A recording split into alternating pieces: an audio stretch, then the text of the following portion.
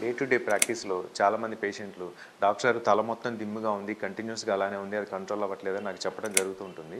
So, తల దిమ్ము గల కారణాలేంటి? So, దాన్ని మనం ఎలా విశ్లేషించాలి? దానికి ట్రీట్మెంట్ అనేది ఇప్పుడు తెలుసుకుందాం. సో, తల దిమ్ముగా ఉండడం అనేది అనేక రకమైన కారణాలకి కనిపించే ఏకైక సింప్టమ్ అది ఉంటుందన్నమాట.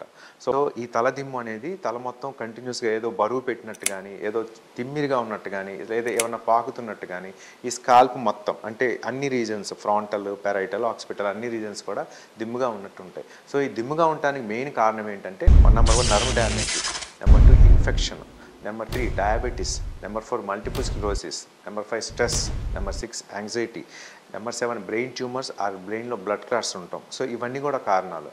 సో, తలదిమ్ముగా అనేది మోర్ దాన్ 1 వీక్ వారం మించి కూడా తలదిమ్ము అలానే ఉంది. మీరు రొటీన్‌గా మనం దిమ్ముగా ఉన్నప్పుడు ఆయిల్ రోలర్స్ అనేవి రాస్తుంటాం. అవన్నీ రాసినా కూడా ఆ దిమ్ము అనేది తగ్గట్లేదు అంటే సో, ఇటువంటి వాటిలో ఏదో ఒక కారణం ఉండొచ్చు. వాటిని ఖచ్చితంగా విశ్లేషించాలి.